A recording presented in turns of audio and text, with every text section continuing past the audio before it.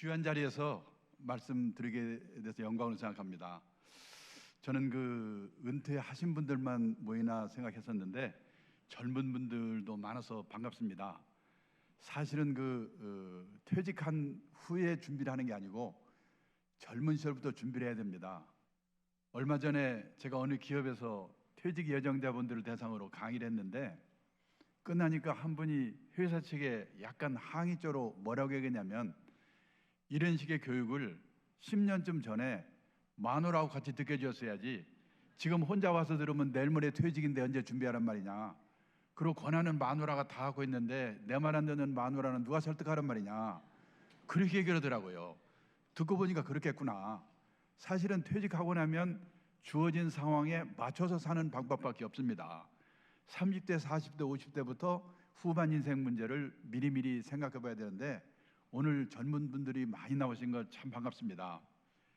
그래서 이제 오늘 시간이 1시간밖에 없기 때문에 우선 일에 대해서 말씀을 좀 드리려고 합니다. 지금 목사님께서 제 나이를 말씀드렸는데 제가 이 나이가 돼 보니까 제 친구, 옛날 직장 동료 뭐 이렇게 사는 건 그럭저럭 살고 있는 것 같은데 제일 힘들어하는 게 뭐냐면 이 퇴직하고 나서 갈 데가 없는 거, 이거를 제일 힘들어합니다.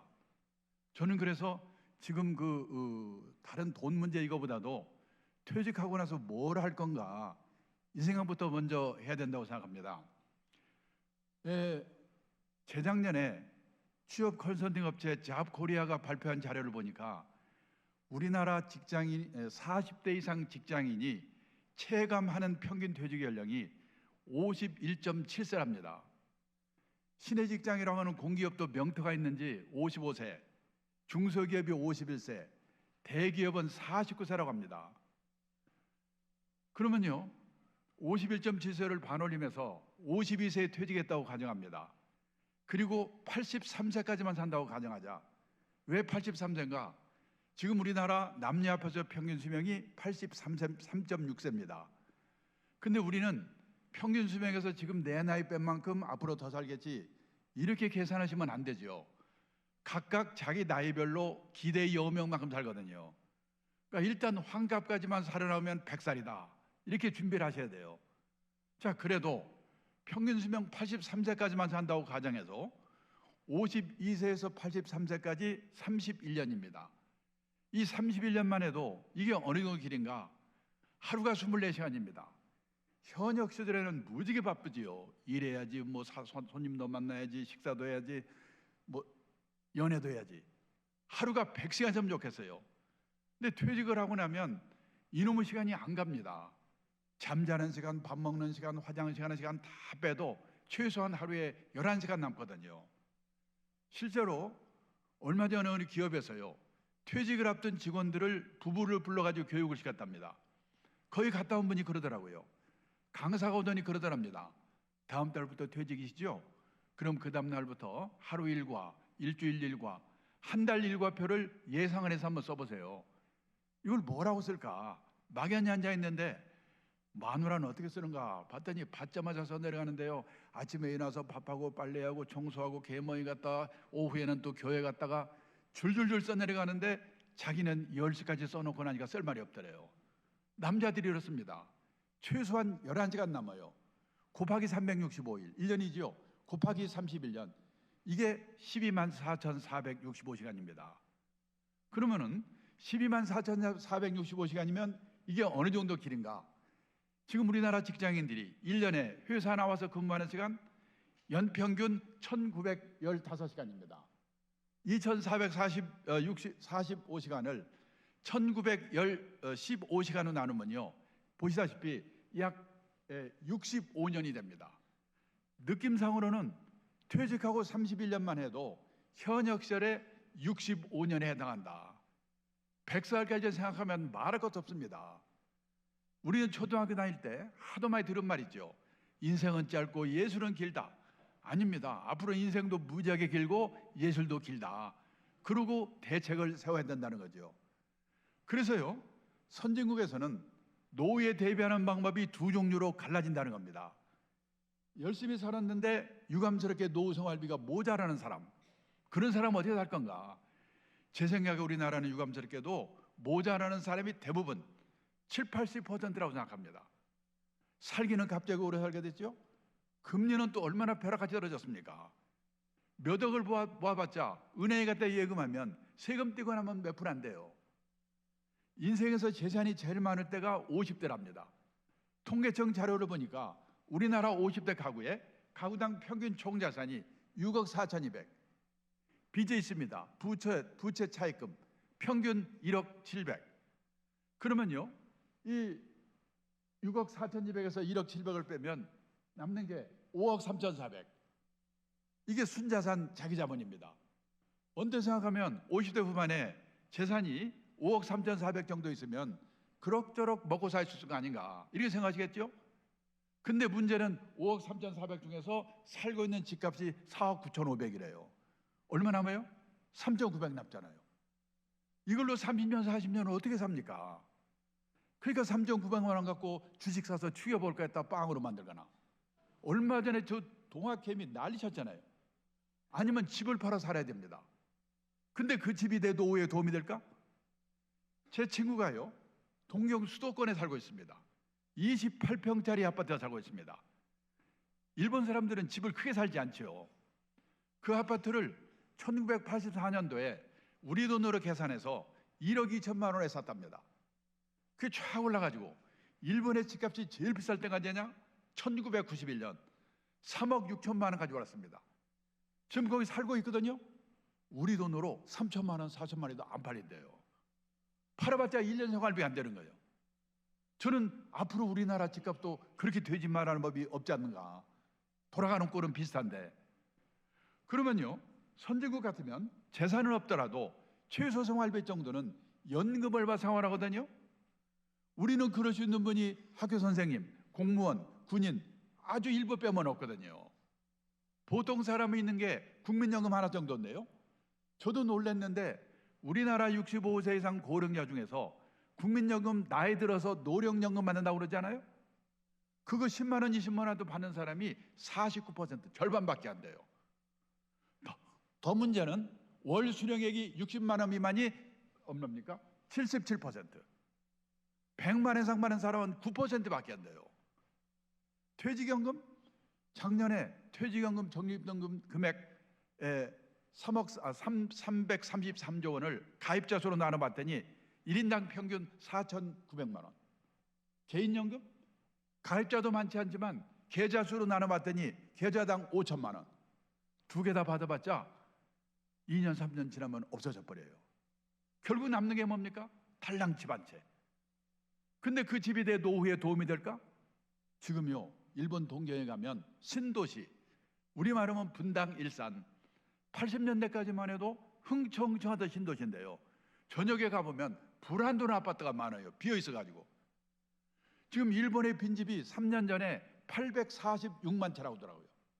금년에 뭐 1,000만 채 된다나? 10년 후가 되면 일본 집 4채 중에 1채가 빈집이 된대요. 우리나라 빈집? 우리나라도 3년 전에 빈집이 151만 채가 있대요. 시골에 농가주택 피어 있는 거? 아닙니다. 대도시 한복판에도 빈집이 생겨요. 도청 있던 자리가 도청이 딴 데로 옮겨가 버리면 그 동네 빈집이 생겨요. 지방도시도 가보면요, 외곽에 신도시 생기잖아요. 구도심에 살던 이 젊은 애들은 다 가버리고 노인네만 남았다가 노인네 돌아가시면 빈집이 생기는 거예요. 우리나라도 노후에 도움이 안 돼요. 근데 신문에 텔레비에서는 노후가 편하려면 10억이냐 7억이냐.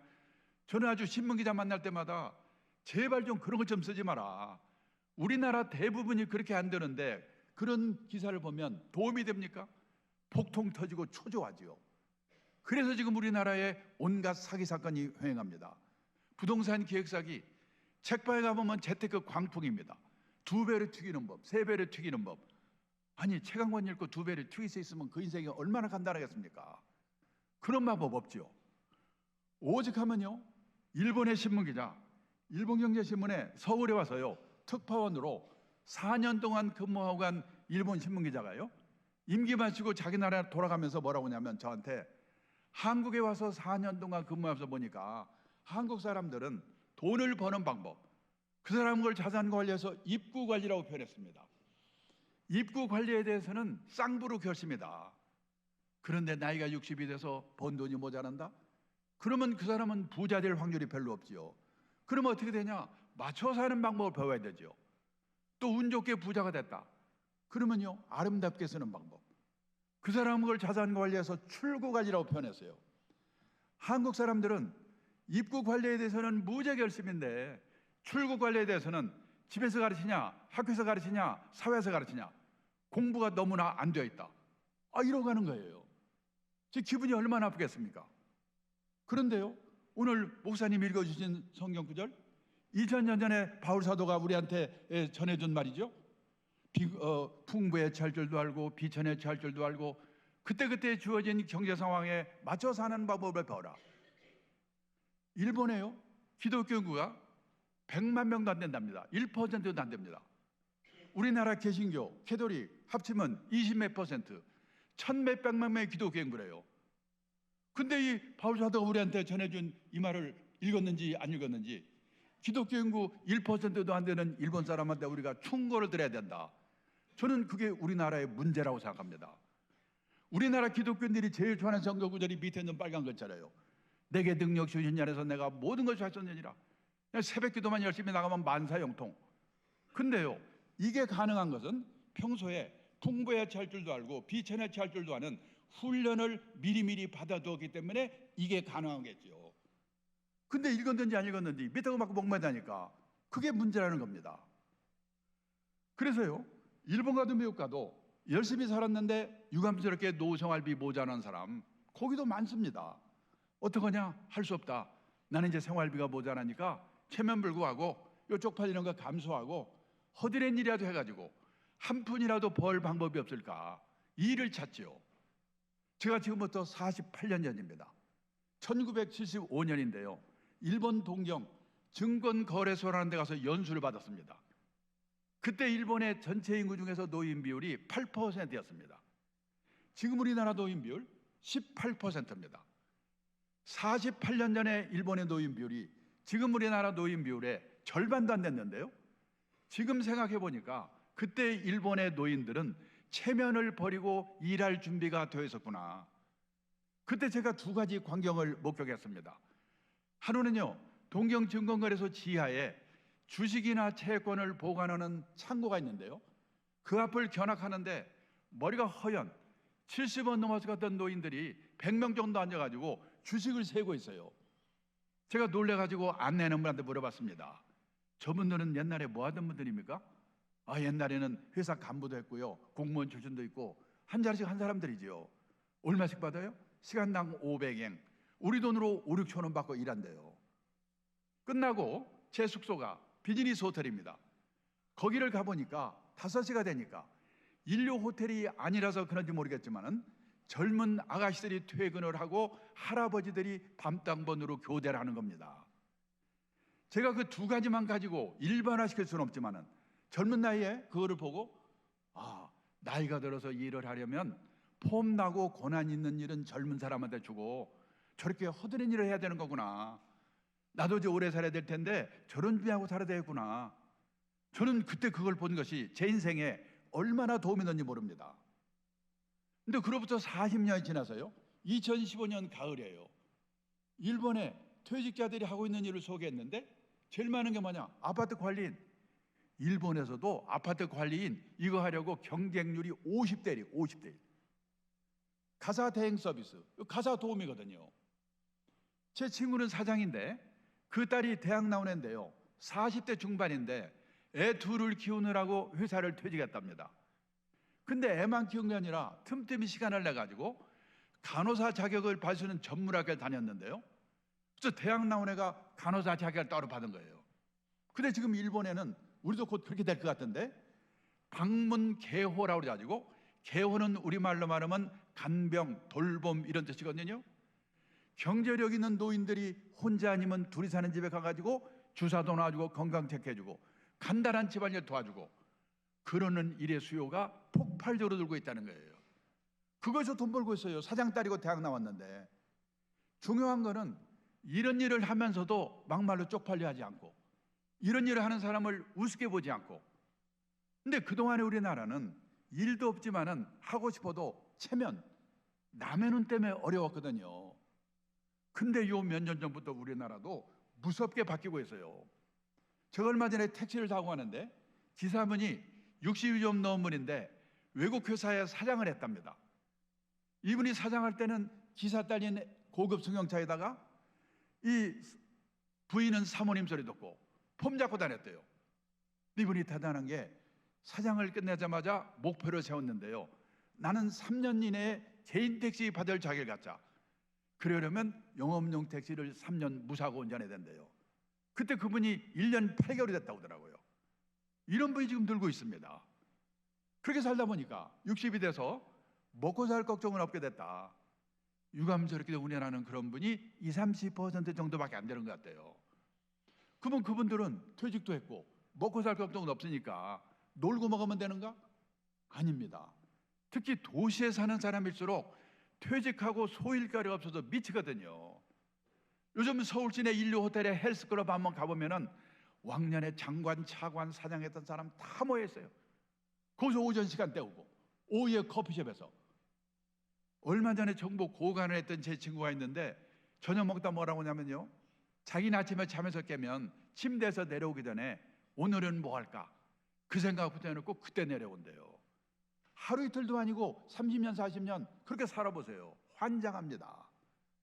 그래서 선진국에서는 퇴직하고 먹고 살 걱정하면서 하는 뭐 하는가, 취미활동 절반, 봉사활동 절반이면서 약간의 용돈벌이 하는 일, 이런 일들을 다 하고 있다는 거예요. 그 대표적인 게 여기 있는 NPO 활동입니다. 민간 비영리 조직. NGO라는 말 많이 하시죠? 그건 비정부의 뜻입니다. 이거는 비영리인데요. NGO도 넓은 의미의 NPO에 포함이 되는 거예요. 미국 가면요 200만 개 정도의 NPO가 있습니다. 그런 데 가서 지역사회 개발, 노인들 돌봐주는 일, 애들 교육시키는 일, 이런 일들을 가서 자원봉사를 합니다. 그래서요 현역실 같으면 100을 받았을 텐데 한 30 내지 40 정도만 받습니다. 먹고 살 걱정은 없는 분들이니까. 그러면 60 내지 70은 사회공헌 활동, 재능 기부가 되는 거죠. 그리고 30 내지 40은 용돈벌이, 아주 공짜는 또 재미가 없으니까.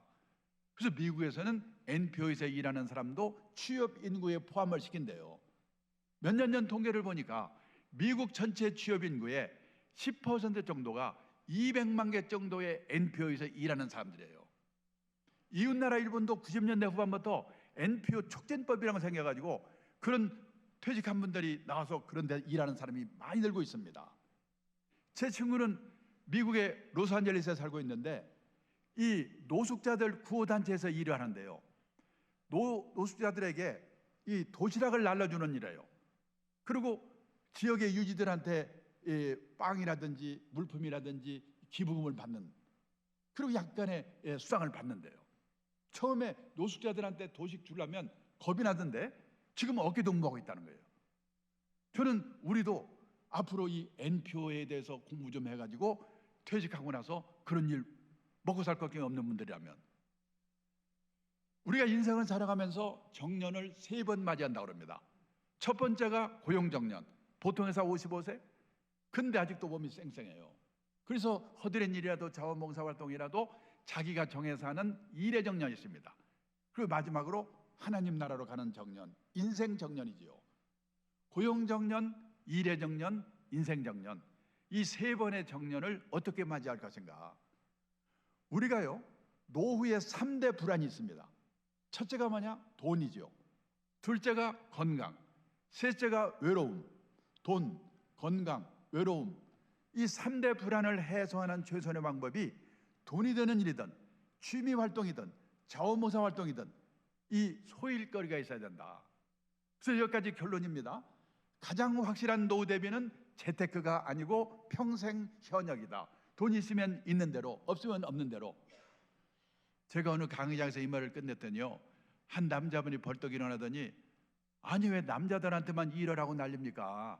점심 대신에 음식점에 한번 가보세요. 맛있는 거 여자들이 다 먹고 있고, 헬스클럽 한번 가보세요. 땀 뻘뻘 운동하는 거 여자들인데 왜 남자들한테만. 자기 마누라 자기가 얘기해. 제가 어떡하라는 거예요. 근데 사실은 여기 어머니들 생각해 보셔야 돼요. 긴 후반 인생이 부부가 화목하기 위해서는 남편분이 돈이 되든 안 되든 소일거리를 갖도록 도와줘야 되거든요. 아까 외국회사 사장했다는 그분이 마지막에 서글픈 얘기를 하더라고요. 자기가 그런 일 하니까 주위 사람들이 너 참 대단하다, 칭송이 자자한데 정작 자기 부인 자기 딸이요 동네 창피하게 그런 거 한다고, 자기 인생을 헛살았다고 서글프다고 하더라고요. 가족이 도와주지 않고는 어렵거든요. 또 남자분들은 고생하면서 꼴 보기 싫은 사람 참아가면서 일하다가 퇴직하고 집에 갔더니 요즘 온갖 조롱거리의 대상이 되고 있잖아요. 삼식이가 떴고 영식이가 떴고, 그런 말 들으면 뿔따구 나죠. 우울증 걸립니다. 근데 그것도 생각을 하나만 바꾸면 되는 게 뭐냐면, 다들 내 마누라만 나한테 야속한 것 같죠? 내 마누라만 그런 게 아니라 대한민국 마누라 다 똑같다. 대한민국 마누라만 그런 게 아니라 세계 마누라가 다 똑같다. 그러면 대책을 내가 세워야 돼요. 그 증거를 하나 보여드리겠습니다. 일본의 오가와 유리라고 은퇴 전문가가 있는데 한 달에 한 번씩 에세이 글을 보내오는데, 얼마 전에 보내온 에세이의 제목이 뭐냐, 일본에서 은퇴 남편 인기 1번. 어떤 남자가 퇴직하고도 인기가 짱이가? 요리 잘하는 남편, 건강한 남편, 싹싹한 남편, 집안일 잘 도와주는 남편. 그 안에 답이 없어요. 낮에는 집에 없는 남편이래요. 다 똑같아요. 지금 우리나라는 약과입니다. 일본은 더 난리예요. 많은 분들이 요리는 중국 요리가 최고고 마누라는 싹싹한 일본 마누라가 최고라고 그러는데 천만의 말씀입니다. 지금요, 일본의 가정주부들이 남편이 퇴직하고 집에 있으니까 남편 재택 스트레스 증후군이라는 게 생겼대요. 증세가 뭐냐? 우울증, 고혈압, 천식, 공황장애, 암 공포증, 12장 궤양, 키친 드릴 거, 주방에서 술 홀짝홀짝 마시는 거. 우리는 여기까지는 안 갔잖아요. 왜 우리나라와 일본에서 남편이 퇴직하고 집에 있으면은 부인들이 이렇게 스트레스를 받는가? 여기도 그렇죠.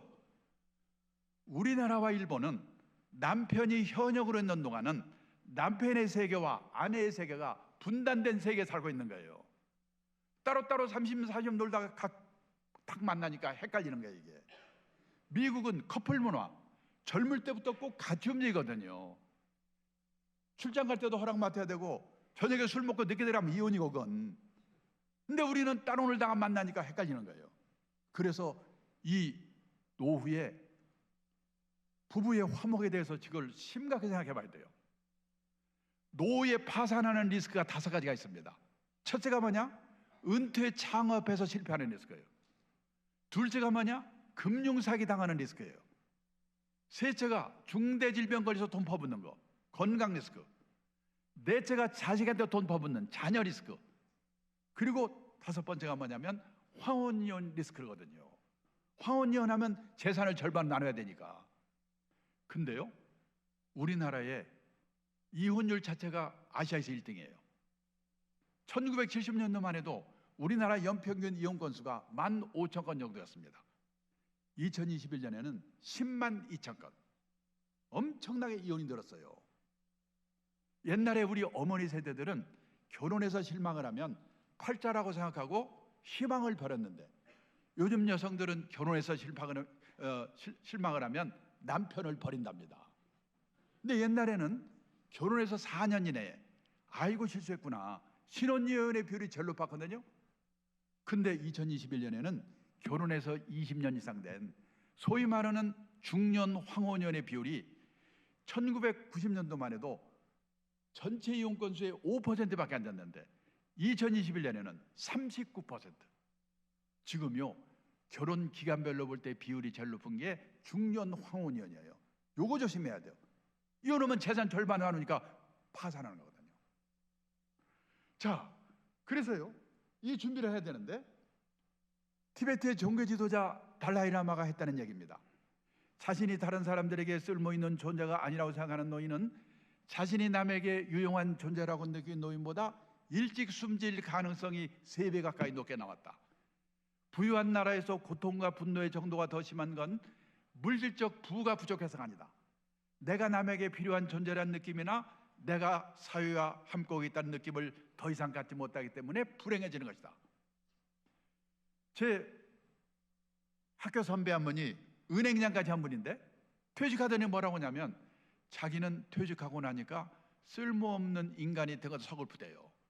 근데 쓸모 있는 인간을 누가 만들어주는 게 아니거든요. 자기가 만들어야지. 근데 높은 자리에 있던 사람, 왕년에 끝발이 있던 사람일수록 이게 안 되는 거예요.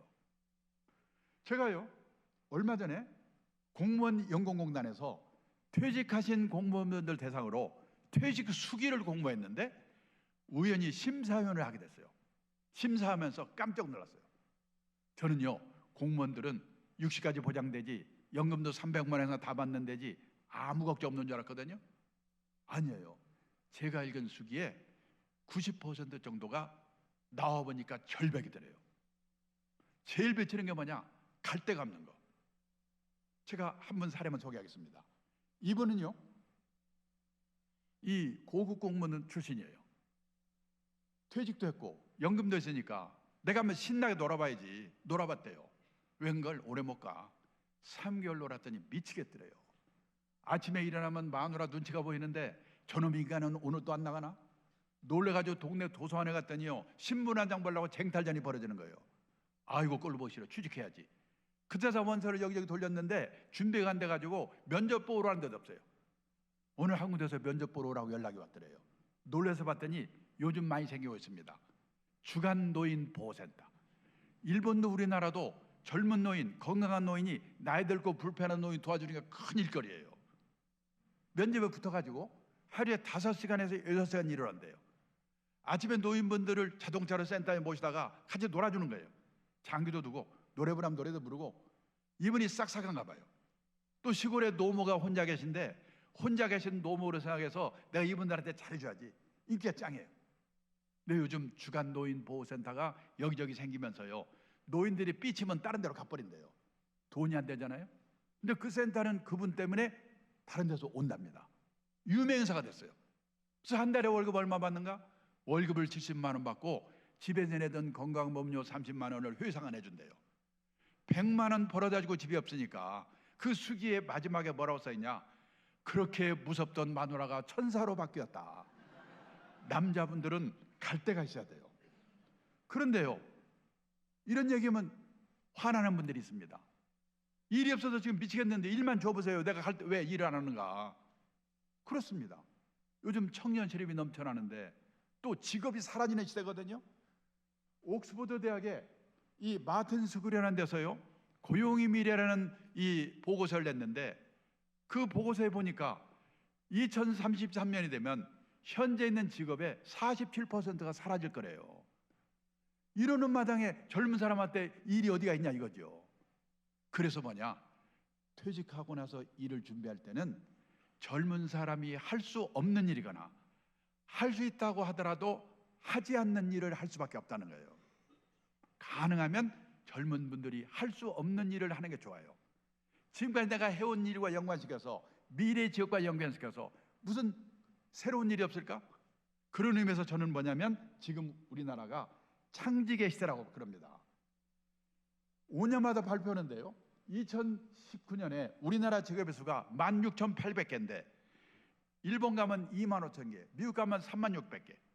요즘 생각지도 않은 일들이 많이 생기거든요. 아이패드 화가, 반려동물 장의사, 인터넷 장의사. 저는 인터넷 장의사가 뭔가 했더니 과거 흔적 지워주는 거더라고요. 정리 컨설턴트.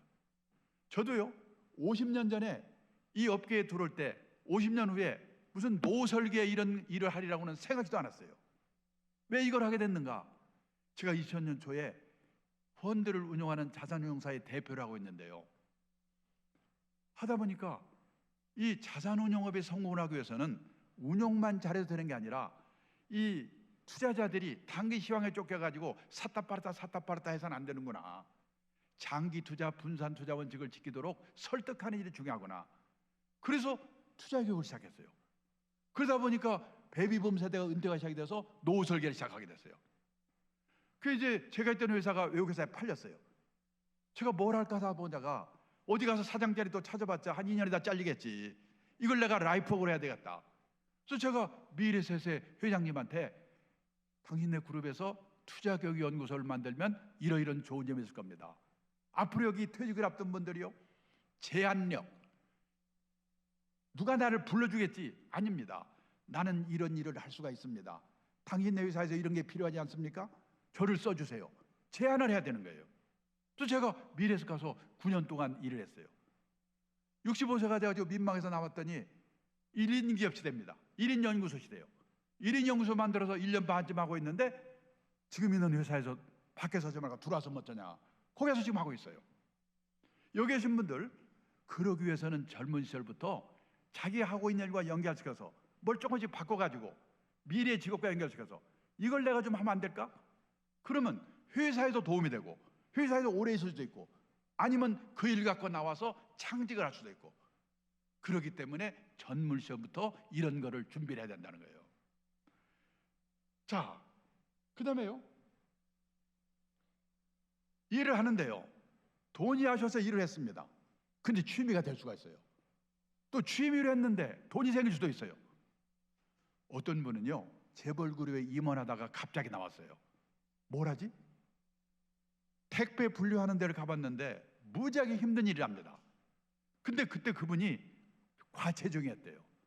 운동해서 과체중을 빼려고 그랬는데 그럴 것 없이 이거 하면 빠지겠구나. 돈 벌려고 했으면 죽어도 못했을 거래요. 몸무게 빼기 위해서 그 일을 했어요. 몇 개월 했더니 몸무게가 빠졌어요. 그 사이에 일이 손에 익었어요. 지금도 그 일을 하고 있어요.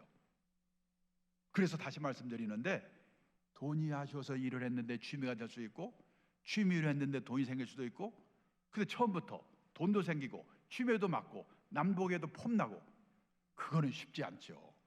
그래서 우리가 학교 다닐 때는 선생님 말씀 잘 들어야 되고 회사에 다닐 때는 회사의 방침을 잘 따라야 되는데 후반 인생은 내가 가고자 하는 방향이 옳은 방향이라는 소신을 갖고 뭔가 행동을 할 수밖에 없다. 그래서 후반 인생은 뭐냐? 자기 만족을 추구하는 시기다. 이런 마음가짐으로 할 수밖에 없다는 겁니다. 그 다음에요. 우리가 과소비 그러는데요. 이태리라든지 이 그리스란 이런 나라 비교, 중남미 비교하면 우리나라는 근검 전략하는 나라예요. 뭐 루이비통 백하지만 그거 한두 개 사고 말지 100개 사겠습니까? 근데 우리가 돈을 못 말리게 쓰는 게 뭐냐? 애들한테 퍼붓는 거예요. 작년에요. 미국 CNN 방송에서 주요국에 그 0세에서 18세 고등학교 졸업할 때까지 자녀 양육비로 들어가는 돈의 합계를요. GDP로 나눠봤더니요. 비율이 1등인 나라가 한국, 2등이 중국, 3등이 이태리. 우리가 세계에서 자식한테 돈을 가장 많이 소득 대비 퍼붓는 나라예요. 무슨 돈을 퍼붓느냐고 물으시겠죠? 등록금이죠. 그 다음에 결혼비용. 제가요 일본 직관대 물어봤어요. 딸만 하나 있는데 야, 네 딸 시집갈 때 결혼비용 얼마 되어졌냐? 얼마 되어졌더라? 신혼여행 갈 때 150만 원 줬나? 우리 돈으로 1,500만 원 주고 끝냈대요. 사장인데. 우리는요 전국 평균 딸이 1억 1,400, 아들이 1억 7천. 대도시는 훨씬 더 들 거래요. 장가 가면 오지도 않은 자식이 돈은 더럽게 들어요. 아들만 둘 있으면 골치 아픕니다. 왜 이렇게 돈이 드냐? 집 얻어주는 돈이 포함돼서 그렇잖아요. 제가 일본 친구한테 한국에서는 집을 얻어줘야 되기 때문에 돈이 이렇게 든다고 그랬더니 뭐라고 하는지 아세요? 세상에 자식한테 집까지 얻어주는 나라 처음 봤대요. 우리는 당연하다고 생각하는데 근데 더 무서운 게 뭡니까? 과외비잖아요. 제가 3년 전에 서울에서 40대 후반에 부부가 맞벌이하는 커플 3커플을 인터뷰했는데요. 그중에서 과외비를 제일 덜 쓰는 집이 집이에요. 부부가 맞벌이해서 1억을 번답니다. 근데 초6, 중2 2명 과외비로 3,360만 원 쓴대요. 그러면 등록금 내야지, 책 사줘야지, 빵 사줘야지, 게임기 사줘야지, 옷 사줘야지, 가족 먹고 살아야 되지. 언제 저축을 합니까? 근데요 60, 70까지 1억씩 벌면 상관없는데 아까 50대 초에 퇴직한다고 그랬죠? 재취업해봤자 먼저 받은 월급에 절반 받으면 끝내줘요.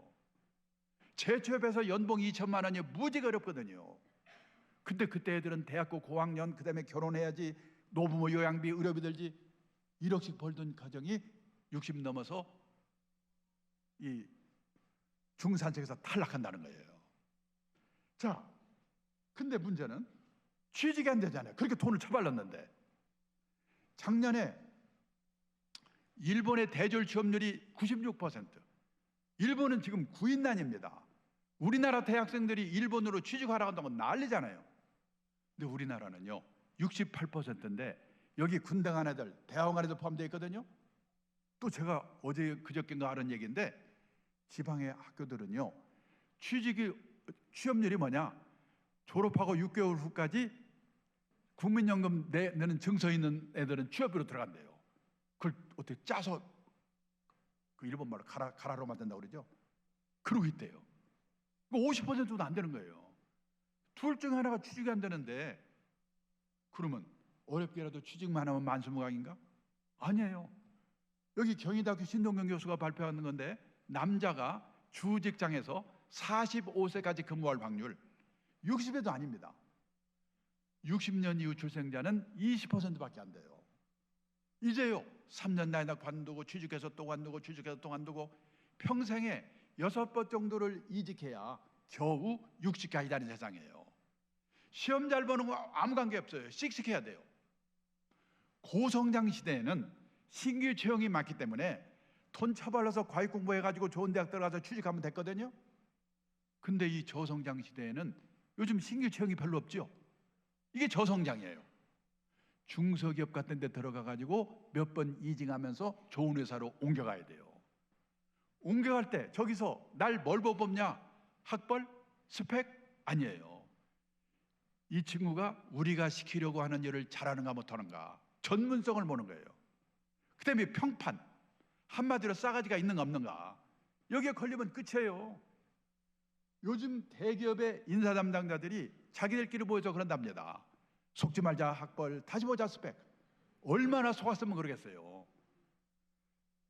실제로요 요즘 직업 중에 변호사하면 끝내주죠?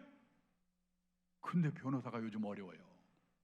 얼마 전에 저희 업계에서 어느 한 회사가 변호사 한 명 뽑는데 50명이 모였어요. 50명이 넘쳐요. 왜 그렇게 된지 아십니까?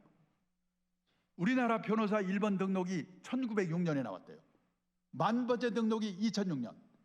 변호사가 10,000명으로 늘어나는데 100년이 걸렸어요. 그때 변호사는 끝내줬죠. 귀하니까. 근데 또 10,000명 늘어나는데 8년, 또 10,000명 늘어나는데 5년. 지금 변호사 33,000명 시대라잖아요. 일이 없으니까 변호사가 세무사, 법무사 일 뺏는다고 난리잖아요. 요즘 의대 정원들 일하고 난리죠. 늘려놓으면 비슷해질 거예요. 그래서 뭐냐, 우리도, 우리 애들도 이 시대에 맞는 제대로 된 직업관을 갖는 거. 경상남도 거창고등학교 유명하죠. 강당에 있는 직업선택 10계명. 이게 기독교 정신에서 맺는 10계명이라는데요. 웃기는 것 같기도 해요. 1번, 월급만 해준 데 가지 마라. 이제 월급은 회사가 주고 나라가 주는 게 아니라 내가 남다른 주특기가 있어가지고 적은 금액이라도 회사를 옮겨서라도 오래오래 다녀야 돼요. 100세 시대에는. 남들이 몰려가는 데는 절대 가지 마라. 대기업 입사경쟁률 200대 1, 300대는 그날 지는데 그 회사들이 40대 후반에 명퇴하고 난리잖아요. 제일 마지막에 부모와 마누라와 약혼자가 결사 반대한 데는 무조건 가라. 거기 가면 틀림없다. 제가 50년 직장생활을 보니까 이 말이 맞아요. 그런데 이게 어떻게 가능하겠습니까? 부모 자식이 소신이 있어야지. 그 다음에요, 우리가 중산층이 되려고 이 직업에 관해서 한번 성경 말씀이 우리한테 가르쳐주고 있습니다. 읽어드리겠습니다. 큰 집에는 금그릇과 은그릇뿐 아니라 나무그릇과 질그릇도 있어서 어떤 그릇은 특별히 귀하게 쓰이는 그릇도 있고 어떤 그릇은 평범하게 쓰이는 그릇도 있지만 하나님 앞에서는 자신을 깨끗하게 구별하기만 하면 금그릇이든 싸구려 질그릇이든 예외 없이 하나님의 그릇으로 쓰임받게 된다. 옛날에 우스운 직업이 지금 좋은 직업이 되고요, 옛날에 엄청나게 좋은 직업이 지금, 제가 어느 직업을 말하지 않겠습니다, 사라져버리고. 성경 말씀이 이게 우리한테 가르쳐주는 거예요. 그리고요, 우리가 중산층이 되려고 애를 쓰는데 중산층이라는 게 뭔가? 우리나라 중산층 기준 다 남의 눈을 의식한 거. 아파트 30평 이상, 아파트의 평수가 신분의 상징입니다. 근데 지금 미국, 일본 선진국에서는 작은 집 갖기 운동, 스몰 하우스 운동이 벌어지고 있어요. 자동차 2cc 이상, 신분의 상징이죠. 선진국에서는 갑자기 큰 차 타면 둘 중에 하나, 깡패 아니면 졸부래요. 미국의 중산층 기준 보세요. 그 사람이 내면으로 성숙된 사람인가, 이게 기준이거든요. 자신의 주장에 떳떳할 것, 페어플레이를 할 것, 사회적 약자를 도울 것, 부정과 불법에 저항하는 용기가 있을 것, 그리고 정기적으로 비평자는 저도 받아볼 것. 이 기준에 의하면 우리나라의 중산층이 몇 명이나 있겠습니까? 그 다음에요, 우리가 애들에게 영어 수학 말고 가르친 게 있는가? 돈 관리를 가르쳤는가? 경제적 자립을 가르쳤는가? 근데 막말로 영어 수학은 못 줘도 밥 먹고 살거든요. 근데 돈 관리, 경제적 자립, 이것 모르면 평생 고생하거든요. 제가 얼마 전에 책을 쓰면서 조사해 봤는데, 미국의 고등학교 교과서에는 이 돈 관리, 경제적 자립, 이 내용이 40몇 페이지 나오더라고요. 우리는 몇 페이지 되지도 않는데서 선택을 안 해. 수능에서 경제 선택해가 1.5%? 배우질 않으니까 대학을 졸업해도 저축이라는 말과 투자라는 말이 어떻게 다른지 죄송하지만 알고 계십니까? 미국에서는 중학교만 제대로 나오면 안다는데, 학교에서 가르치지 않으면 부모라도 가르쳐야죠. 그래서 우리도 우리 애들에게 제대로 된 자립교육을 시켜야 되는데요, 자립은 세 가지가 있습니다. 첫째, 행위의 자립. 내가 머물렀던 자리 쓰레기, 이거 누가 치우게 하면 안 되잖아요. 지금도 목욕탕 가보면 바닥에 수건이 널브러져 있어요. 어떤 사람이 자기가 치울 건 안 치워서 그런 거거든요. 회사에서도 누가 뭔 일하면 못 믿어. 딴 사람이 가서 꼭 봐야 돼. 내 새끼가 그렇게 행위의 자립이 안 되면 어떻게 되겠습니까? 행위의 자립. 두 번째가 의식의 자립. 남의 눈에 종속되지 않아야 돼요. 저는요, 미국에서 살아보지 못했는데 미국에서 온 사람이 뭐라고 하냐면요, 거기는 학교를 졸업해도 넓은 천지에 흩어져 버리기 때문에 친한 친구 몇 명 빼고는 누가 어디서 뭐 하는지도 모른대요. 근데 우리는 동창회, 향후회, 동네 모임, 교회 모임, 무슨 모임 모여가지고 걔는 공부도 못하는 게 얼굴이 이쁘다고 시집을 잘 갔는지 이거 사고 저거 사고 사진 찍어 올리고, 나는 점심에 이거 먹었다고 사진 찍어 올리고. 우리나라처럼 남의 눈 때문에 미치는 나라가 없잖아요. 사르트르가 그랬대요. 제가 50년 전, 60년 거의 되는 전에 제가 다니던 교회 목사님이요, 하루는 뭐라고 하시냐면은, 그 전후에 무슨 말씀 하셨는지 모르겠어요. 딱 그 말만 기억이 나요. 사르트르가 했다고 그러면서, 인간은 타인의 눈길에서 지옥을 경험한다. 남의 눈에서 벗어나야 앞에 있는 일들이 가능하거든요. 의식의 자립. 그리고 세 번째가 경제적 자립입니다. 근데 우리가 경제적 자립하면 다 뭐냐? 돈 버는 능력, 재테크, 이것만 생각하거든요. 아니고요, 밑에서 세 번째 줄, 진정한 경제적 자립이란 주어진 경제적 상황에 자기 자신을 맞춰놓는 능력을 기르는 것이다. 절약이에요. 그리고요, 우리가 선진국이라 하면 노자금을 몇억 원씩 들고 있는 나라, 이렇게 생각하는데 아닙니다. 세상을 떠날 때까지 최소 생활비 정도를 공적 사적 연금으로 확보하고 있는 나라. 예를 들어서 독일, 일본, 미국 노인들한테 매달 주 수입원이 뭐예요? 연금이에요. 이렇게 대답하는 사람이 60, 70%, 80, 90%라는 거예요. 우리는 그렇게 대답할 수 있는 분이 선생님, 공무원, 군인, 그리고 아주 일부 22%밖에 안 되잖아요. 그럼 그동안에 우리나라 노인들은 뭘 먹고 살았을까요? 1970년도만, 80년도만 해도 자식이 도와줬잖아요. 72%. 그게 지금 14%로 줄었어요. 뭐든지 우리 화끈하니까. 몇 년 지나서 이 조사 다시 하면 우리나라도 자녀의 도움을 받는다는 비율이 미국처럼 0.7, 일본처럼 1.9, 독일처럼 0.4 이렇게 될 거예요. 선진국 어느 나라도 자식이 부모의 주 생활비를 도와주는 나라가 없습니다. 또 우리는 도와줄 수가 없는 게 뭐냐면, 1960년 기준 우리나라 여성 어머니들의 평균 수명이 54세였어요. 2020년 기준 우리나라 여성 어머니들의 평균 수명이 86세입니다. 32년 늘어났어요. 60년대까지만 해도 수명이 짧았기 때문에 노부모 부양 기간이 평균 5년이면 끝났거든요. 근데 앞으로 100세 시대에는 25년에서 30년, 이제는 노인이 노인을 부양해야 되는 시대예요. 자식도 노인인데 나를 어떻게 도와줍니까? 그래서 다른 게 없어요. 부부가 국민연금도 드셔야 돼요. 가정주부는 가입 의무가 없지만은 이미 가입 최저 금액이 월 9만 원이에요. 이것만 30년 가입하면요, 세상 떠날 때까지 53만 7천 원씩 받아요. 물가 오르면 늘어납니다. 남편 거 갚으면 절대 굶을 염려 없어요. 직장인은 퇴직연금, 그걸로 모자라니까 한 달에 10만 원, 20만 원이라도 개인연금. 이 100세 시대에는 이 세 가지를 삼층연금이라고 하거든요. 삼층연금으로 최소 생활비 확보하는 게 제일 중요해요. 나는 그거 못한 채로 이미 퇴직했는데 이제 와서 어떻게 해요? 그러면 살고 있는 집, 고향의 땅 과감하게 은행에 맡겨놓고 생활비 받았다가 갈 때 정산하는 겁니다. 주택연금, 농지연금이에요. 어떤 분은 그러시죠. 그래도 갈 때 자식한테 집 한 채는 주고 가야지. 근데 생각해 보세요. 100살에 가면서 자식한테 집 줘봐야 그 자식 70살이거든요. 뭐 하겠어요? 그 다음에요, 간단히 자산관리 조금 이야기하고 끝내겠는데요, 재작년에 한국은행에서 주요국의 물가 구매력 평가 환율이라는 게 있더라고요. PPP 환율 기준으로 가구당 순자산을 계산해서 발표했는데 우리나라는요 59만 4천 달러, 6억이 넘어요. 그 놀란 게 프랑스가 57만 2천 달러, 일본이 50만 달러. 이 두 나라가 우리보다 몇십 년 앞서서 자본 축적을 시작한 선진국인데 아무리 물가를 감안했다고 하지만은 이 두 나라보다 우리가 부자래요. 믿어지십니까? 한국은행 발표인데 거짓말이 아니겠죠. 근데 문제는 가계자산을 분해를 해봤더니 우리나라는 부동산이 78%고 금융자산이 22%, 미국은 부동산이 34%고 금융자산이 66%. 꼭 우리가 미국과 반대예요. 그러니까 우리나라는 한마디로 말하면 재산 이퀄 부동산인데 부동산 값이 비싸니까 부자처럼 보이는 거예요.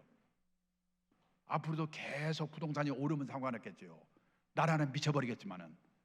근데 혹시 일본과 같은 집값 장기 하락 현상이 나타나면 어떻게 되지? 걱정이 되는 거예요. 지금 우리나라의 부동산이 얼마나 비싼지 일본과 비교를 해보겠습니다. 우리나라 남한 땅 넓이가 10만 평방킬로미터입니다. 일본 땅 넓이가 38만 평방킬로미터입니다. 그러니까 우리나라 남한 땅의 일본 땅이 우리 남한 땅이 일본 땅의 4분의 1이에요. 근데요, 재작년 가격으로 우리나라 남한 땅을 다 팔았다고 가정하면 미국, 일본 땅을 다 판 돈에 약 4분의 3이에요. 땅 넓이는 4분의 1인데 땅값은 4분의 3이다. 이 말은 일본 땅을 3평 팔아야 우리나라 땅을 1평 산다는 거예요. 그렇게 지금 우리나라 땅값이 비싸요. 근데 제가 1980년대 일본에서 근무할 때요, 그때 일본 땅을 다 팔면요 우리나라랑 남한 땅 다 판 돈에 15배라고 그랬어요. 그게 지금 맘먹는 수준이 된 거예요. 그 말은 그동안에 일본 땅은 왕창 떨어지고 우리나라 땅은 왕창 올랐다는 얘기예요. 이게 일본 동경에 가면 중심가에 왕궁이 있는 구가 있습니다. 지오다쿠라고 합니다.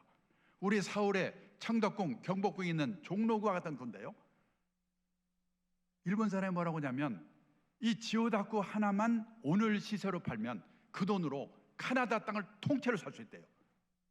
세상에 땅값이 얼마나 비싸면 동경 시내 종로구 같은 구 하나 팔아서 그 돈으로 카나다를 삽니까?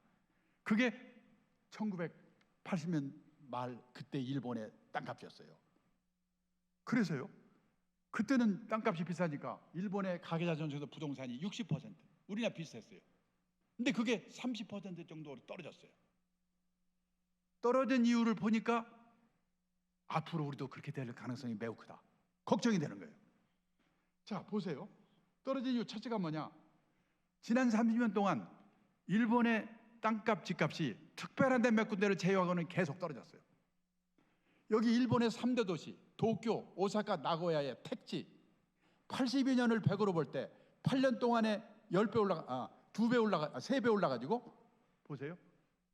그리고 20년 동안에 다시 3분의 1로 떨어졌어요. 우리는 그렇게 되지 않을까? 그 다음에 두 번째, 일본 사람들의 집에 대한 생각이 바뀌었어요. 우리처럼 집에 한이 맺혀 있잖아요.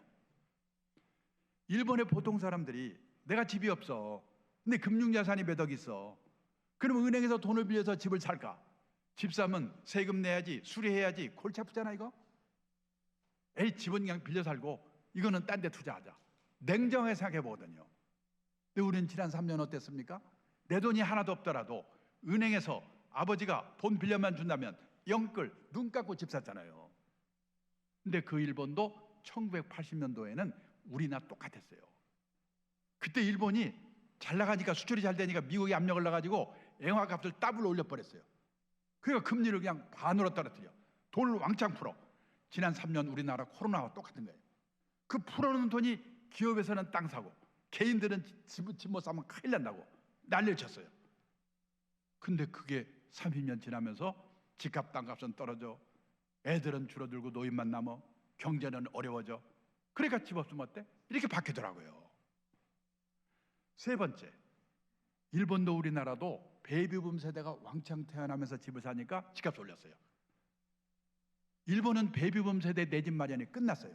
우리 안 끝났어요. 끝나면 어떻게 될 건가? 그리고요, 베이비붐의 인구 대비 규모, 기간, 출산율이 우리가 일본의 2배쯤 돼요. 끝나고 나면 쇼크가 더 클 거예요. 네 번째, 도시화. 시골에 살던 사람들이 도시로 이주하면서 집을 사야 되니까 집값 올렸어요. 근데 일본은 도시화 과정이 끝나서 도시에서 지방으로의 역류 현상이 나타나고 있어요. 일본의 지방자치단체가 관내 비어있는 집 많다? 도시 청년들을 꼬시는 거예요. 여기 와서 살면 공짜로 살고 다른 것도 지원해 주겠다. 내려가요. 우리나라 도시화율이 몇 퍼센트인지 아십니까? 도시화율은 전체 인구 중에서 도시에 사는 사람 인구 비율을 도시화율이라고 하거든요. 세계에서요, 싱가포르, 홍콩 같은 도시국가를 제외하면 우리나라 도시화율이 1등, 2등이래요. 국토교통부 발표로는 92%, 유엔의 발표로는 82%. 어느 게 맞는지는 모르지만 시골 가보세요. 도시로 나올 젊은 사람들 있습니까? 다 노인들만 있지. 도시화는 끝난 거예요. 마지막으로 선진국에서는 내 집 말고 여분으로 집이나 가게를 갖고 있다가 세를 넣습니다. 그 사람이 세를 안 내? 못 내보내요. 선진국은 세입자의 권리가 너무 세기 때문에 소송해야 돼요. 골치 아파요. 우리도 지금 그렇게 가고 있잖아요. 그래서 선진국에서는 이 실물로 투자하는 게 아니라 리츠, 부동산 같은 간접 투자를 한다는 거예요. 죄송합니다. 안 하는 게 아니고.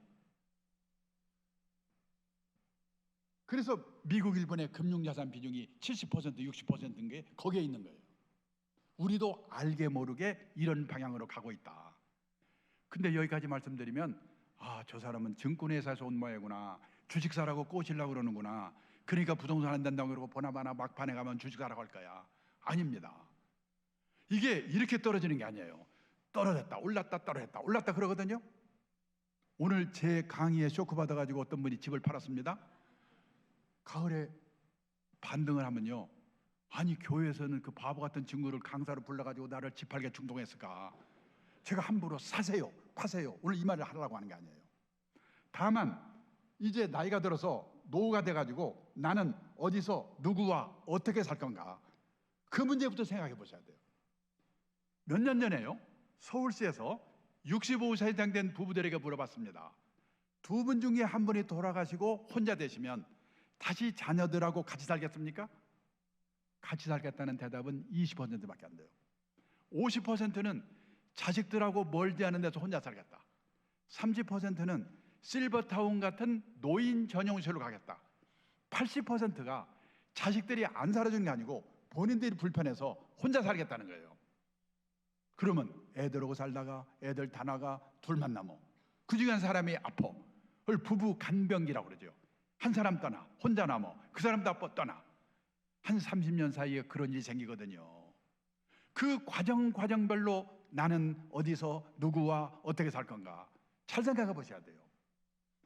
우리나라는요, 100살 이상 된 김영석 교수님 같은 분을 백세인 이렇게 부르죠.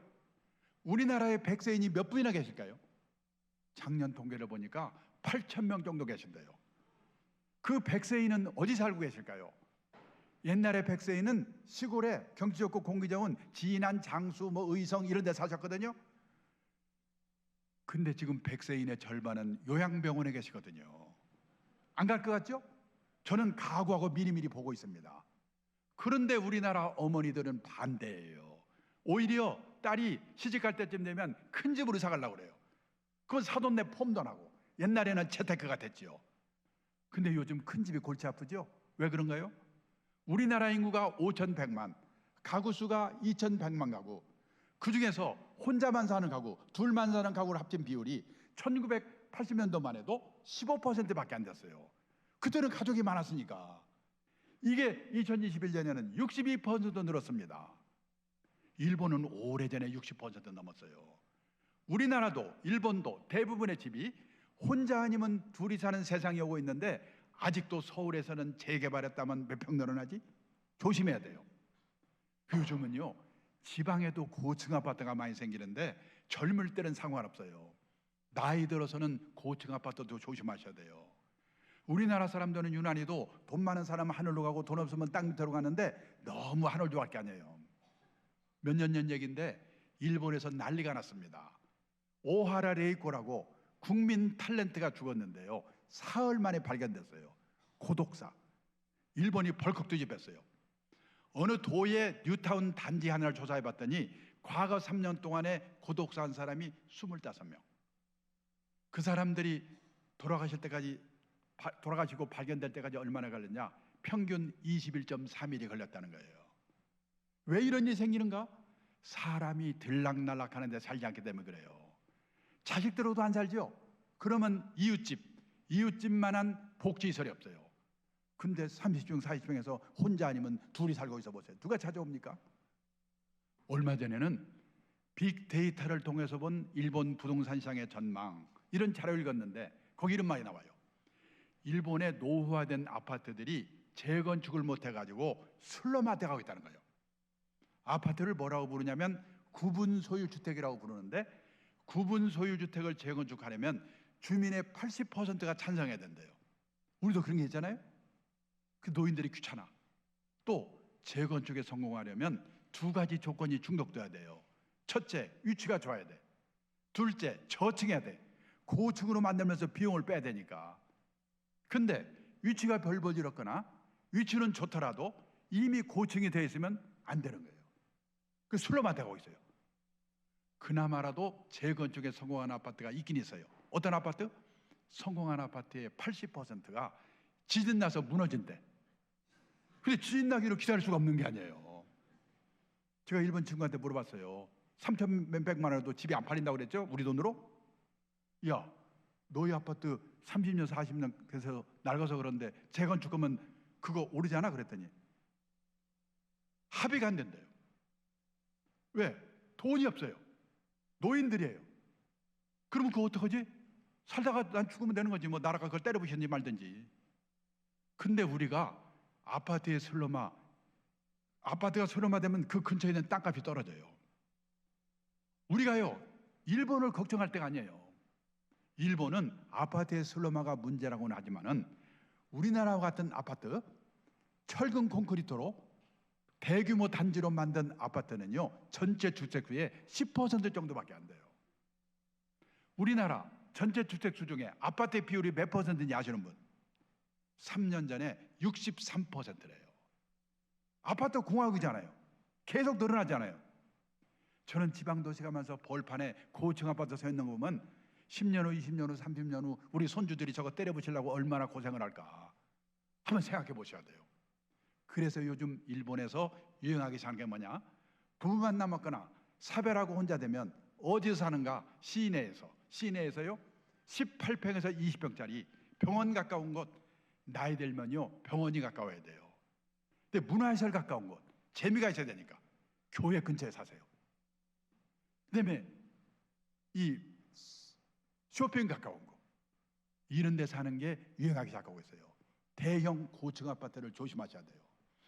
자, 그러면요 또 하나 알아야 될 게 집은 누가 사주냐? 젊은 사람들이 사주는 거 아니에요? 지난 20년 동안에 우리나라 20, 30대 100만 가구 줄었습니다. 앞으로 20년 동안에 130만 가구가 준대요. 집을 늘려가는 거는 애들 생기면서 40, 50대입니다. 지난 20년 동안에는 260만 가구가 늘었는데 앞으로 20년 동안에는 190만 가구가 줄어든대요. 무슨 가구만 늘어나는가? 노인네 가구만 400만 가구 늘었고 앞으로도 530만 가구가 또 는데요. 근데 노인들은 이미 집이 있거나 없더라도 살 능력이 없는 분들이잖아요. 누가 집을 살 건가 생각해 봐야 돼요. 그 다음에요, 1, 2인 가구는 680만 가구 늘었고 앞으로도 380만 가구가 또 늘어난다는데 3인 이상 가구는 110만 가구 줄었고 앞으로도 170만 가구가 또 준대요. 이게 20년, 30년 후에 내 노후가 됐을 때 우리나라 집값에 어떤 영향을 줄까? 집 한 채 목매다는 분 조심하셔야 돼요. 여기까지 말씀드리면, 그러니까 집 팔아서 주식 사는 얘기 아니야. 아니라니까요. 사고 팔고는 알아서 하시더라도 원칙만은 지키세요. 그래야지 주택빈곤, 하우스푸어가 안 됩니다. 원칙이 뭔데?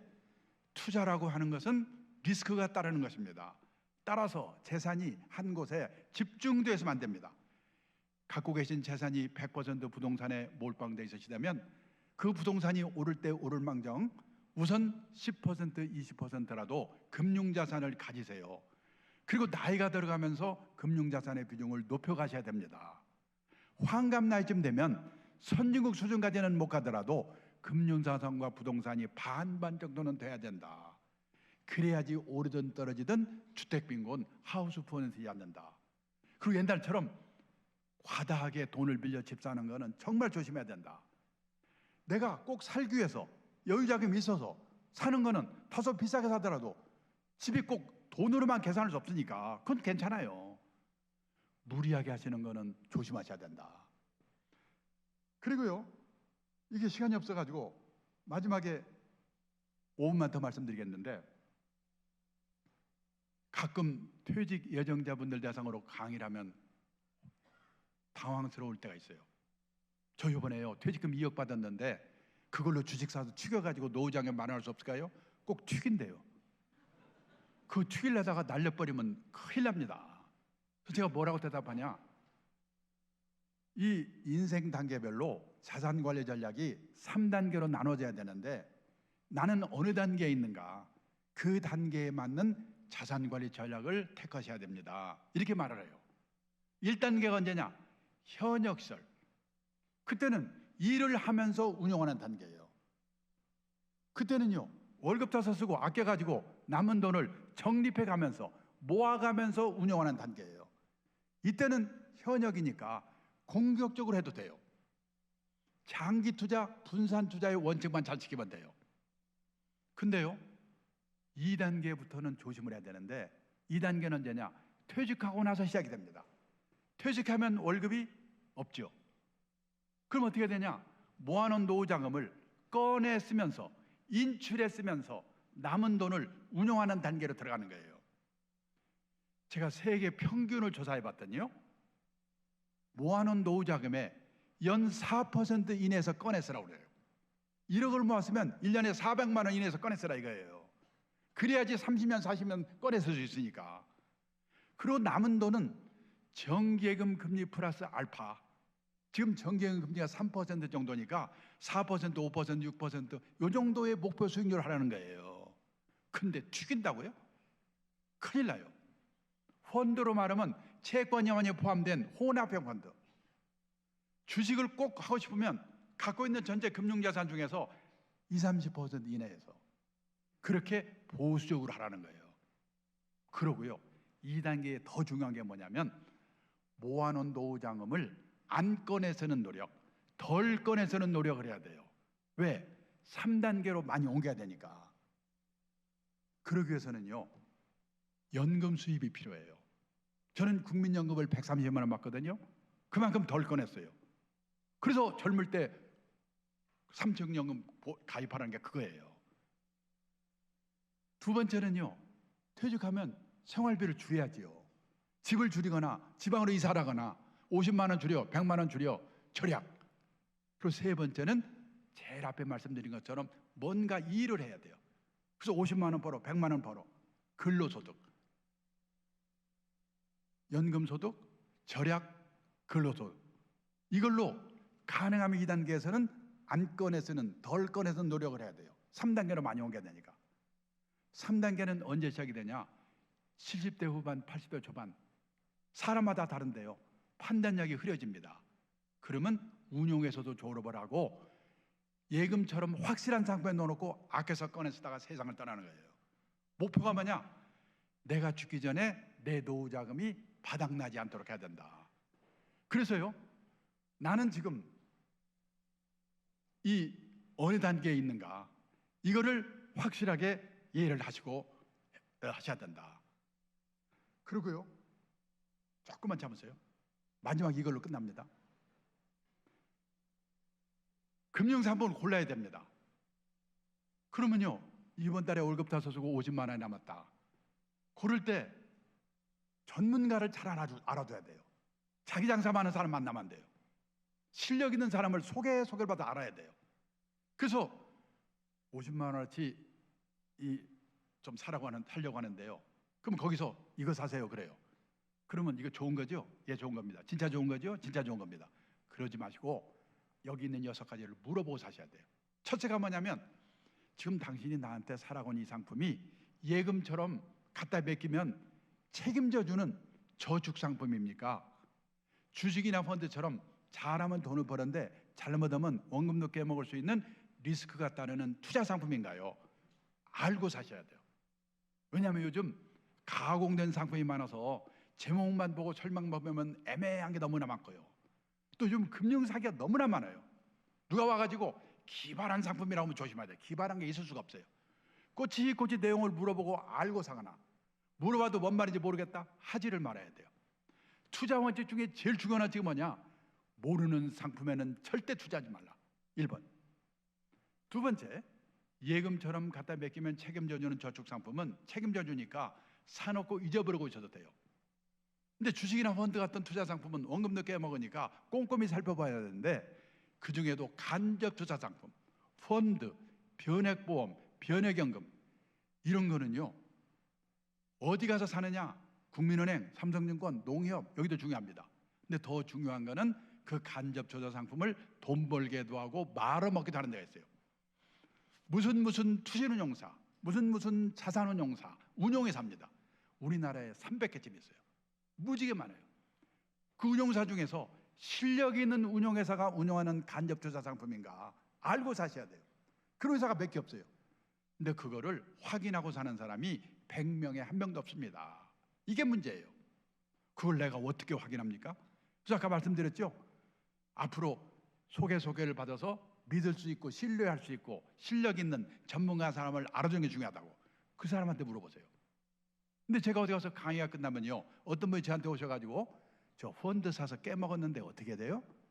물어봅니다. 그 펀드 어느 회사가 운영하는 건데요? 그거 알아야 대책을 얘기하죠. 아직까지 운용회사 이름을 알고 대답하는 분을 본 일이 없어요. 운용회사. 세 번째, 단서조항. 금융상품에는 단서조항이 있는 상품이 많아요. 단서조항이 나쁜 게 아니고 알고 하셔야 돼요. 특히 보험상품에 보면 몇 년 이상 장기로 가입하면 이런 좋은 점이 있습니다. 근데 그걸 모르고 사가지고 싸우고 그러잖아요. 단서조항. 네 번째, 적합성. 어떤 사람한테는 참 좋은 상품인데 나한테는 맞지 않는 상품이 있어요. 직장인이 컴퓨터 앞에 앉아가지고 선물 옵션 샀다 팔았다, 주식 샀다 팔았다 빨리 말려야 돼요. 그 사람은 회사 잘리려고 작정한 사람이에요. 제가 옛날에 사장을 할 때 사무실을 가끔 돕니다. 그러면 제가 지나가는 순간에 PC, 컴퓨터를 팍 끄는 친구가 있어요. 왜 껐을까요? 야한 사진 보고 있었거나 아니면 주식하는 친구. 근데 그런 친구 중에 진급 빨리 되는 친구를 못 봤어요. 주식은 해야 돼요. 하는 게 좋아요. 하더라도 일주일에 한 번이나 보고 느긋하게 해야 되거든요. 왜? 직장인은 직업에서 성공해야 되니까. 가장 큰 투자 엔진은 자신의 직업이다. 그 시간에 일을 해야지요. 그래서 직장인은 우량 펀드 사놓고 원칙대로 우직하게 하는 게 최고예요. 다섯 번째, 세금. 옛날에는 세금은요, 부자들만 생각하면 됐거든요. 근데 앞으로는 서민들도 절세 상품을 잘 활용해야 돼요. 정부가 세수 부족인데도 국민들의 노후 준비하시라고 절세 상품을 많이 내놓고 있거든요. 그걸 잘 활용해야 돼요. IRP, 개인형 퇴직연금 아무나 들 수 있어요.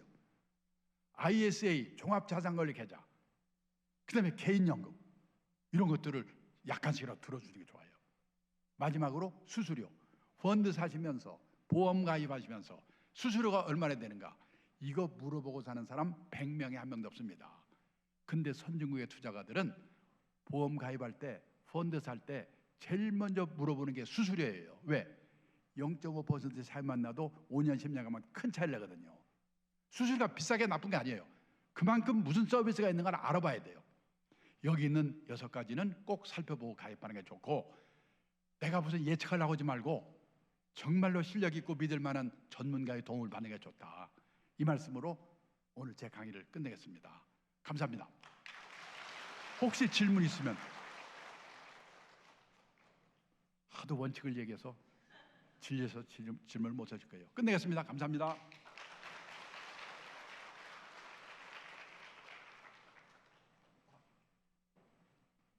제가 기도를 좀 하겠습니다. 하나님 감사합니다. 이제 후반 인생에 어떤 준비를 하고 살아가야 건가에 대해서 제가 북한교회 성도님들께 말씀드릴 기회를 주신 것 감사합니다. 오늘 말씀드린 거가 우리 성도님 후반 인생 설계를 하는데 조금이라도 도움이 되기를 간절히 기도드립니다. 이제 나이가 들어가시면서 이 품격 있는 크리스찬으로, 그리고 그저 나이 들어 노인 되는 게 아니라 성숙한 어른으로 될 수 있도록 인도하여 주십시오.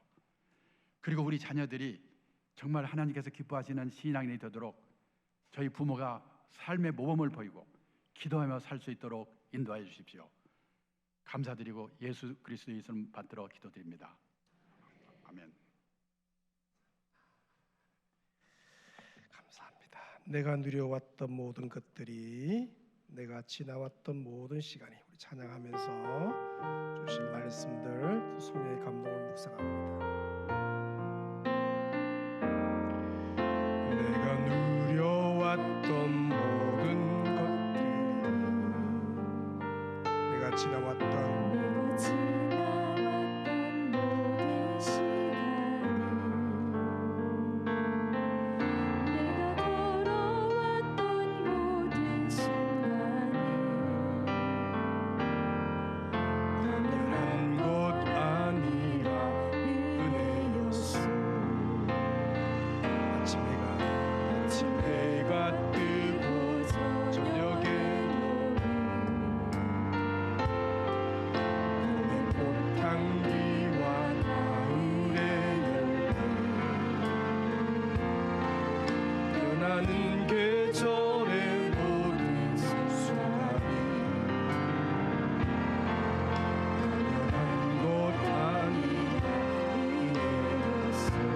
누려왔던 모든 것들이, 내가 누려왔던 모든 것들이, 내가 지나왔던 모든 시간, 내가 걸어왔던 모든 순간, 고백합니다. 은혜였습니다.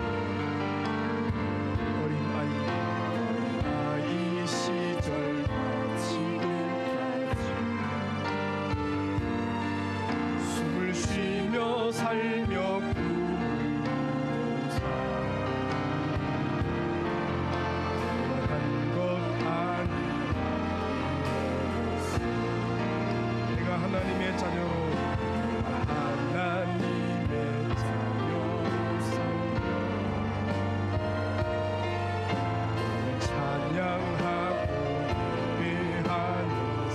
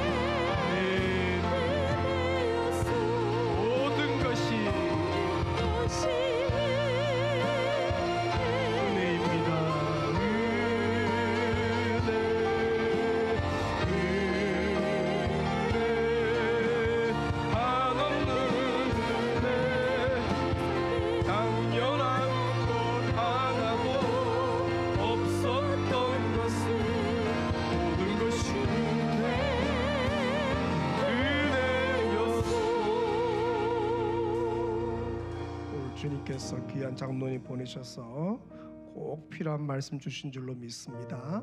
성령님 우리 가운데 지혜를 주시고 또 오늘 말씀을 또 귀한 강의 간증을 잘 적용해서 건강한 인생을 계속 만들어가게 하여 주옵소서.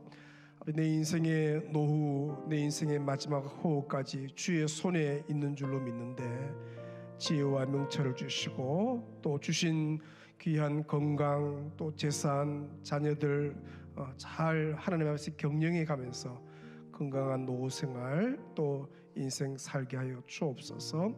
그 모든 것이 주의 은혜 주의 손안에 있음을 믿고 주님께 시간 믿음으로 내어 맡기오니 역사하여 주시옵소서. 시간이 좀 되었지만 우리 주신 말씀 붙들고 주여 부르짖고 기도하며 나아갑니다. 주여. 아버지 하나님 감사합니다. 오늘 평생에 보게 되는 귀한 말씀 귀한 장로님 통하여서 지혜를 주시니 감사합니다. 아버지 나의 나된 것이 주의 은혜였고 또 주여 이후의 모든 인생의 길도 주의 은혜 가운데 진행되어지는데 주여 우리에게 지혜와 명철을 주시고 성령으로 감동 감아주시어 하늘 지혜를 귀한 장로님을 통하여서 배울 수 있도록 은혜를 다하여 주옵소서. 아버지 우리의 인생의 모든 30대 40대 50대 60대 70대 80대 90대 아버지 우리의 인생 전체가 주의 손에 있사오니 나의 시대가 주의 손에 있사오니 아버지 손에 내어 맡깁니다. 지혜를 주시옵소서. 은혜를 다하여 주옵소서. 아버지 국민을 베풀어 주옵소서. 아버지 우리가 선한 청지기로서의 사명을 잘 감당하기를 원합니다. 우리 주님께 모든 것을 명히 전했고 주님의 뜻 가운데서 이것을 잘 경영하기에 지혜를 주옵소서. 아버지의 선한 청지기로서 주여 이것을 잘 경영할 수 있는 지혜를 주옵소서. 아버지의 은혜를 주셔서 꼭 필요한 곳에 이것을 통하여서 건강하게 이웃을 섬기고 아버지 구제하며 아버지 그렇게 주는 잘 경영할 수 있도록 지혜를 주옵소서. 잘 나눌 수 있도록 지혜를 주옵소서. 아버지 이것을 통하여서 어떻게 하면 주여 이웃을 섬기고 이웃을 구제하고 함께 즐거워하며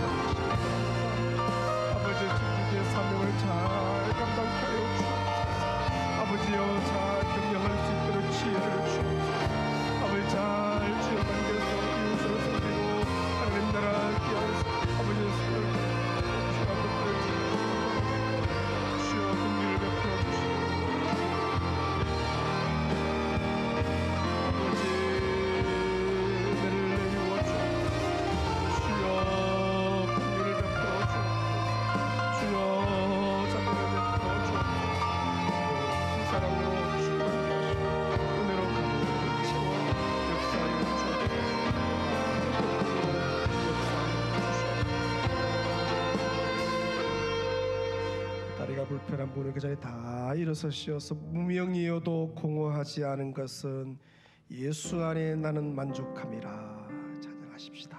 무명이어도 공허하지 않은 것, 무명이어도 공허하지 않은 것은 예수 안에 난 만족함이라. 가난하여도 부족하지 않는 것은 예수 안에 오직 나는 부요함이라. 고난 중에도 견뎌낼 수 있는 것 중에도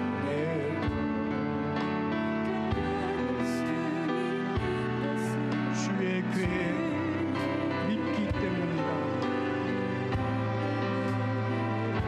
실패하여도 일어설 수 있는 것은 예수 안에 오직 나는 승리함이라. 나는 예수로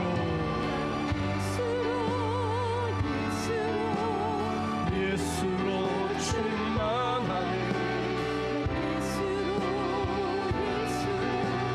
예수로 충만하네. 난 예수로 충만하네. 영원한 왕 내 살아계시네. 내 몸이 약해도 낙심하지 않은 낙심하지 않을 것은 예수 안에 나는 완전함이라. 한 세상 두렵지 않은 것은 난 예수로 충만함이라. 나는 예수로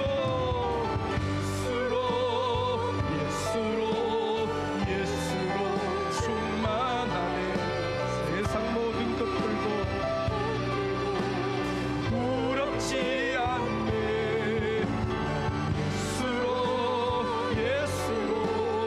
예수로 충만하네. 영원한 왕 내 안에 두 손 높이 들고 나는 예수로 충만합니다.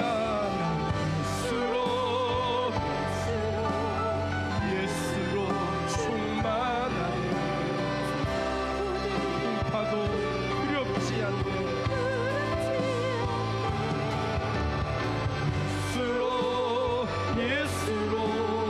예수로 충만하네. 영원한 왕 내 안에 살아계시네. 영원한 왕 내 안에 살아계시네. 영원한 왕 내 안에 살아계시네. 자기 몸의 연약한 부분에 이 시간 믿음으로 손을 대실 때 주님이 치료하실 줄로 믿습니다. 병실에 있거나 가족의 집에 있는 성도들도 머리에 손을 얹으시고 연약한 분은 손을 얹으시고 이 시간 치료할 때 주님이 고치실 줄로 믿습니다. 오장육부 사지백제 뼈마리 하나 세포 하나 관절 하나 혈관 하나까지 치료하여 주옵소서. 주와 복음 위에 살게 사오니 고쳐 주옵소서. 아버지 관절의 은혜를 주옵소서. 모든 승인병 가운데 물러가게 도우시고 건강함으로 주를 섬기게 하여 주옵소서. 믿음으로 기도할 때 주님이 치료하실 줄로 믿습니다. 1, 2분 기도하며 나아갑니다. 아버지 하나님이여 믿음으로 기도하며 나아가오니 성도들에게 강력하여 주옵소서. 아버지여 주와 복음 위에 살기로 결단하여 싸우니 인생의 마지막 호흡까지 아버지 거기에 살기로 결단하여 싸우니 치료하여 주시옵소서.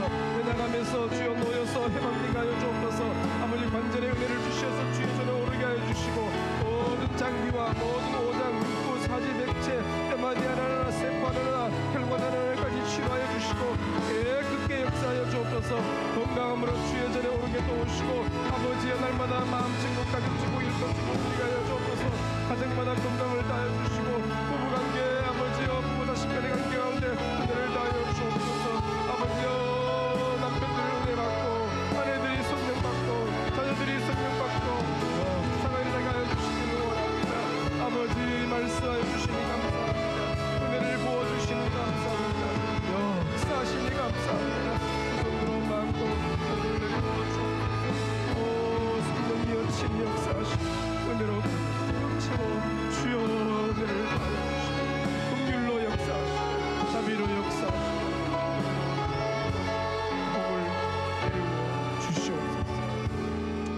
하나님 아버지, 오늘 우리 귀한 장로님 보내셔서 꼭 필요한 말씀 주시니 감사합니다. 우리는 주 앞에 선한 청지기입니다. 청지기의 사명을 잘 감당케 하여 주옵소서.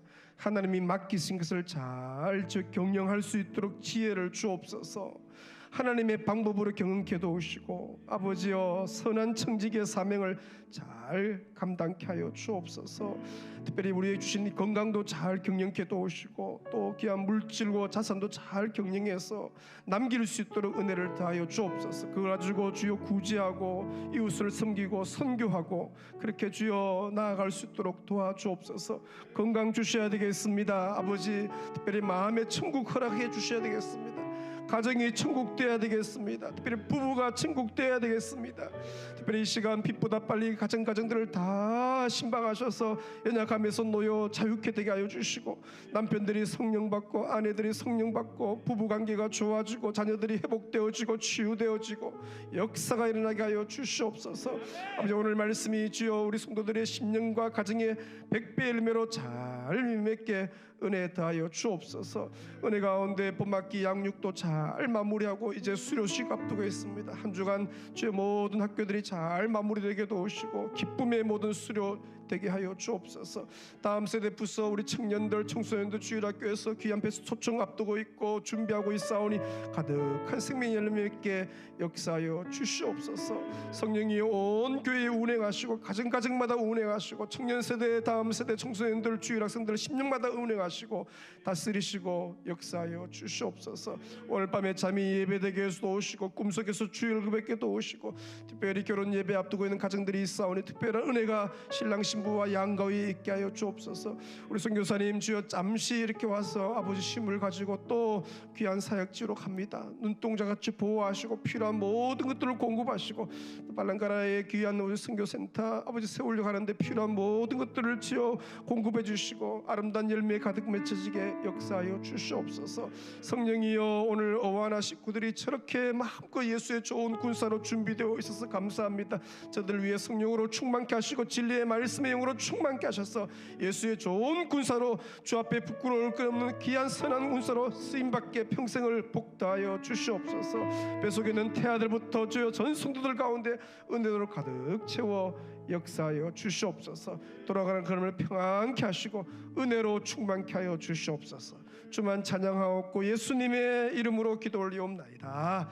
우리 주여 부르짖 기도하시기 자리에 돌아갑니다. 주여